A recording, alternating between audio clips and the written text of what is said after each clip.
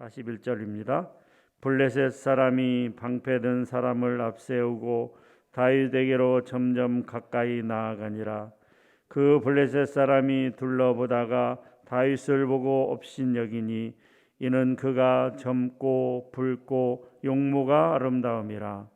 블레셋 사람이 다윗에게 이르되 네가 나를 개로 여기고 막대기를 가지고 내게 나왔느냐 하고 그의 신들의 이름으로 다윗을 저주하고 그 블레셋 사람이 또 다윗에게 이르되 내게로 오라. 내가 네 살을 공중의 새들과 들짐승들에게 주리라 하는지라. 다윗이 블레셋 사람에게 이르되 너는 칼과 창과 단창으로 내게 나아오거니와 나는 만군의 여호와의 이름 곧 내가 모욕하는 이스라엘 군대의 하나님의 이름으로 내게 나아가노라.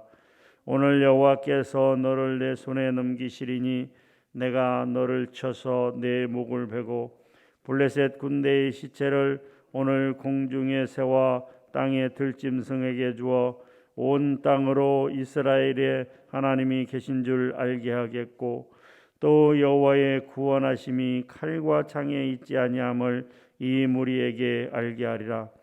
전쟁은 여호와께 속한 것인즉 그가 너희를 우리 손에 넘기시리라. 블레셋 사람이 일어나 다윗에게로 마주 가까이 올 때 다윗이 블레셋 사람을 향하여 빨리 달리며 손을 주머니에 넣어 돌을 가지고 물매로 던져 블레셋 사람의 이마를 치매 돌이 그의 이마에 박히니 땅에 엎드려지니라. 다윗이 이같이 물매와 돌로 블레셋 사람을 이기고 그를 쳐 죽였으나 자기 손에는 칼이 없었더라. 다윗이 달려가서 블레셋 사람을 밟고 그의 칼을 그 칼집에서 빼내어 그 칼로 그를 죽이고 그의 머리를 베니 블레셋 사람들이 자기 용사의 죽음을 보고 도망하는지라. 이스라엘과 유다 사람들이 일어나서 소리지르며 블레셋 사람들을 쫓아 가이와 에그론 성문까지 이르렀고 블레셋 사람들의 부상자들은 사라임 가는 길에서부터 가드와 에그론까지 엎드러졌더라. 이스라엘 자손이 블레셋 사람들을 쫓다가 돌아와서 그들의 진영을 노략하였고 다윗은 그 블레셋 사람의 머리를 예루살렘으로 가져가고 갑주는 자기 장막에 두니라. 아멘. 앞선 사무엘상 16장에서는 이제 사무엘이 다윗에게 기름을 붓는 장면이 기록이 되어 있습니다. 이스라엘의 초대 왕인 사울 왕은 13장 내용에서 기록된 것처럼 번제를 자신이 직접 드리는 잘못을 저지르게 되고 또 사무엘상 15장에서는 하나님께서 아말렉을 너희의 손에 붙였으니 진멸하라라고 하는 그 말씀을 또 불순종하게 되면서 이제 하나님께서는 사울을 폐하시고 다윗을 왕으로 삼게 되었다라고 하는 것이죠. 그래서 16장에서 기름을 부었고 이제 사무엘상 17장에서는 정말로 유명한 일화인 다윗과 골리앗의 싸움에 관하여 기록이 되어 있습니다. 사실 교회를 다니지 않는 사람들조차도 다윗과 골리앗의 싸움에 대해서는 알고 있을 정도로 유명한 일화인 것이죠. 이제 블레셋 사람들이 군대를 모아가지고 이스라엘과 전쟁을 벌이게 되었고 그래서 이스라엘도 사울 왕을 중심으로 군대를 모아서 이제 그 엘라 골짜기에 모여서 블레셋과 일전을 벌이게 되었습니다. 그런데 블레셋 진영에서 싸움을 도두는 자가 나왔다. 그 싸움을 도두는 자가 나와서 이제 이스라엘 백성들을 모욕하고 하나님을 모욕하는 그런 말들을 하게 됩니다. 그의 이름이 골리앗이고 가드 사람이다라고 그렇게 기록하고 있습니다.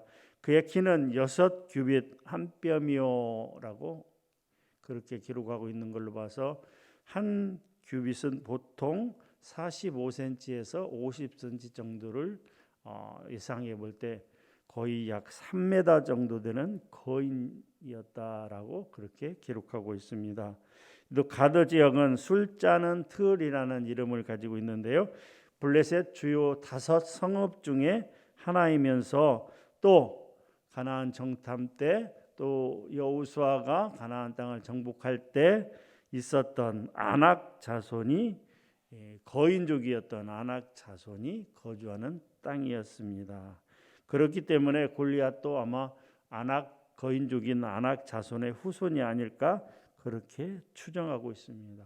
그가 입고 있던 갑옷의 무게가 놋 5,000세겔 약 57kg 정도 되는 어마어마하게 무거운 갑옷을 입었던 것으로 봐서 그는 정말 대단하고 놀라운 사람이었다라고 하는 것이죠.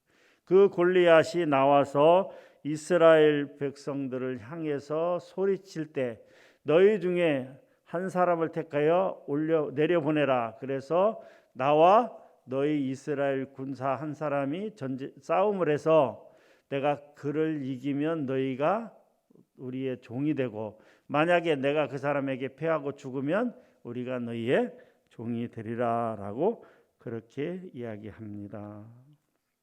그런데 11절에 보게 되면 사울과 온 이스라엘이 골리앗의 말을 듣고 심히 두려워하니라 라고 그렇게 기록하고 있습니다. 그 3m나 되는 어마어마한 사람이 나와서 그 창과 무기를 흔들면서 이스라엘 백성들에게 호령을 할 때 온 이스라엘 백성들은 두려워 떨었다라고 그렇게 기록하고 있습니다. 이제 아버지 이새가 전쟁에 출전한 세 형들의 안부가 어떠한 것인지 가서 확인하고 증표를 가져오라 그렇게 말씀하셨을 때 다윗은 아버지의 말씀을 듣고 이제 전쟁에 나오게 되면서 그 골리앗의 정체에 대해서 알게 됩니다.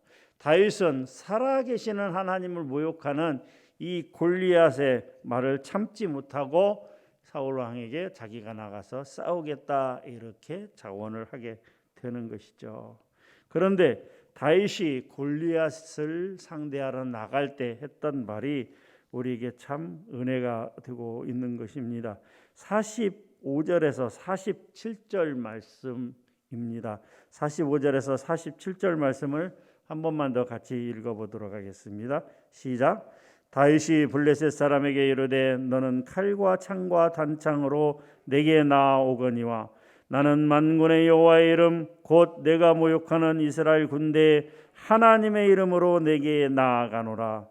오늘 여호와께서 너를 내 손에 넘기시리니 내가 너를 쳐서 내 목을 베고 블레셋 군대의 시체를 오늘 공중에 세워 땅의 들짐승에게 주어 온 땅으로 이스라엘의 하나님이 계신 줄 알게 하겠고 또 여호와의 구원하심이 칼과 창에 있지 아니함을 이 무리에게 알게 하리라. 전쟁은 여호와께 속한 것인즉 그가 너희를 우리 손에 넘기시리라. 다윗이 뭐라고 얘기합니까? 하나님의 이름으로 내게 나아가노라. 이스라엘의 하나님이 온 땅으로 이스라엘의 하나님이 계신 줄 알게 하겠고 전쟁은 하나님께 속한 것인즉 그가 너희를 우리 손에 넘기시리라 라고 말씀하고 있습니다. 당시 나이가 17살 정도로 추정되는 다윗이 소년 다윗이 그 엄청난 골리앗을 물리칠 수 있었던 그 배경에는 바로 이 믿음이 있었다라고 이 정말로 하나님만을 의지하는 믿음이 그에게 있었다라고 하는 것이죠. 그래서 결국 어떻게 되었습니까? 물맷돌로 그 던져서 그 골리앗의 이마에 박히게 되었고 쓰러진 골리앗을 달려가서 그의 칼로 그를 목베어 죽이는 그런 엄청난 일이 있었다라고 하는 것이죠. 오늘 이 사무엘상 17장 말씀 다윗과 골리앗의 싸움을 통해서 우리는 세 가지를 한번 생각해 볼 수가 있습니다. 첫 번째는 교만한 골리앗은 이스라엘 백성 뒤에 계신 하나님을 보지 못하였다라고 하는 것이죠. 골리앗이 교만했던 이유는 자기 눈앞에 있는 무기력한 두려움에 떨고 있는 이스라엘 사울과 이스라엘 군대만 보았지 그 뒤에서 이스라엘을 지키시고 보호하시는 하나님을 보지 못하였다라고 하는 것이죠. 창세기 내용 가운데 이삭을 얕보고 괴롭혔던 그랄 왕 아비멜렉도 이삭과 함께 하시는 하나님을 보지 못하였습니다. 모르드게를 괴롭혔던 하만도 에스더서 내용이죠. 모르드게를 괴롭혔던 하만도 모르드게와 에스더와 함께 하시는 하나님을 보지 못하였습니다. 엘리사 선지자를 잡기 위해서 군대를 보낸 아람 왕도 마찬가지로 외적인 모습만 보고 정작 이스라엘과 함께 하시는 하나님을 보지 못하였다라고 하는 것이죠. 사랑하는 성도 여러분, 이 세상 사람들이 우리를 얕보고 교만하게 군다고 해서 동요하거나 놀라거나 두려워할 필요가 없습니다. 우리는 오직 하나님의 함께 하심을 믿고 더욱 하나님을 의지하기만 하면 되는 것입니다. 그러할 때 다윗의 고백처럼 전쟁은 하나님께 속한 것이기 때문에 하나님은 우리 성도들을 승리의 길로 인도하실 것입니다. 오늘도 그러한 승리의 삶을 사는 성도님들이 되시기를 주님의 이름으로 축복합니다. 두 번째입니다. 다윗은 약하였으나 그가 의지한 하나님은 강한 분이셨습니다. 다윗이 골리앗 앞에 나아갈 때 골리앗은 주변을 둘러보았습니다. 왜? 아주 작은 소년 하나가 나왔기 때문에 다윗의 존재에 대해서조차는 생각조차 안 했습니다. 골리앗은 아마 그렇게 생각할 것입니다. 그래도 이스라엘 진영에 키가 크고 등치도 좋고 좀 칼이나 창이나 어떤 특별한 무기를 들고 오는 한 용사가 한 장군이 나올 걸로 생각을 했는데 아주 작은 소년 하나가 물매의 돌을 가지고 나왔으니 어처구니가 없었을 것입니다. 그래서 다윗을 보고 업신여기며 나를 개로 여기고 막대기를 가지고 나왔느냐라고 그렇게 조롱을 합니다. 그런데 45절에 우리가 방금 읽은 말씀처럼 다윗이 골리앗 앞에 나아갈 때 어떻게 나아갔다고요? 하나님의 이름으로 나아갔다라고 기록하고 있습니다. 사랑하는 성도 여러분, 사실 우리는 매우 연약한 존재입니다. 자신이 강하다고 느끼는 사람이 있다면 그것은 하나님 앞에 매우 교만한 행동입니다. 우리는 우리의 연약함을 인정해야 됩니다. 어쩌면 우리는 세상 사람들보다도 어떤 꽤나 세상을 돌아가는 이치에 대해서 잘 모를 수도 있습니다. 사실 우리는 세상에 대하여 대적할 만한 그러한 힘도 사실 별로 없습니다.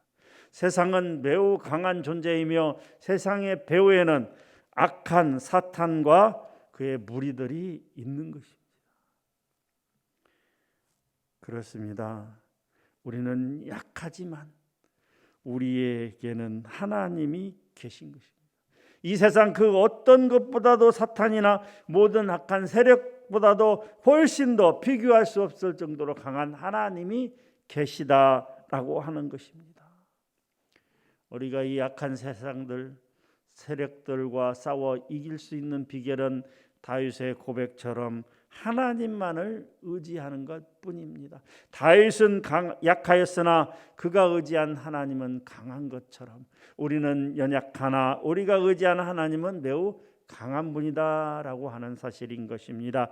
그렇기 때문에 우리가 승리할 수 있는 비결은 무엇일까요? 바로 하나님만을 의지하는 것뿐입니다. 세 번째입니다. 다윗은 잘 훈련된 사람이었습니다. 사울이 다윗을 보고 소년이라고 이렇게 칭하였습니다. 소년. 전쟁에 참여할 만한 만 20세 이상의 나이가 되지 못하였다라고 하는 것이죠. 다윗이 왕으로 등극했을 때 그의 나이가 30세라고 기록하고 있습니다. 다윗이 사무엘상 21장 이후의 내용을 보게 되면 사울의 자기를 죽이려고 하는 사울을 피해서 도망다닌 세월이 약 13년 정도 추정되고 있습니다.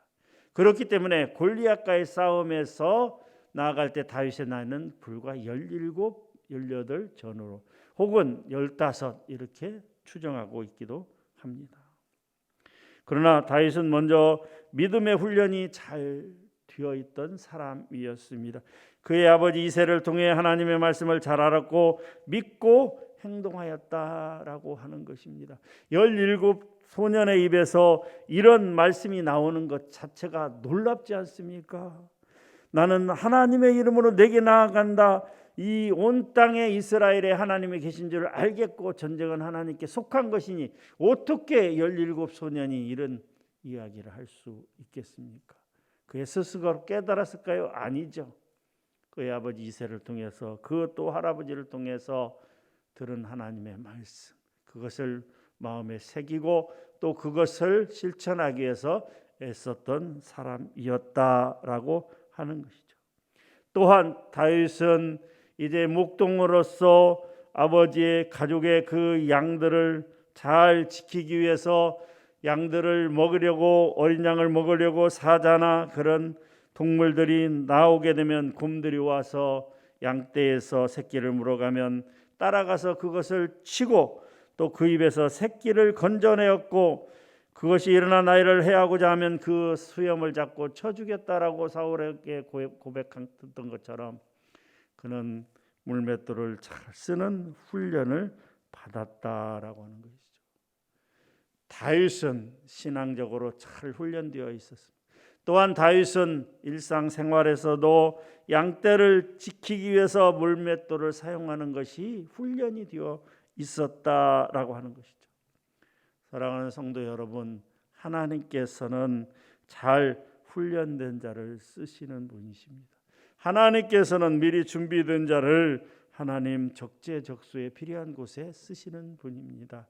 우리는 어떻게 해야 됩니까? 우리는 하나님이 쓰시기에 합당한 그릇으로 잘 준비되어야 한다라고 하는 것이죠. 먼저는 신앙의 준비가 잘 되어 있어요. 오직 하나님만을, 어떤 상황에서도 하나님만을 의지하는 그 마음, 그 믿음이 우리에게 있어야 된다라고 하는 것이죠.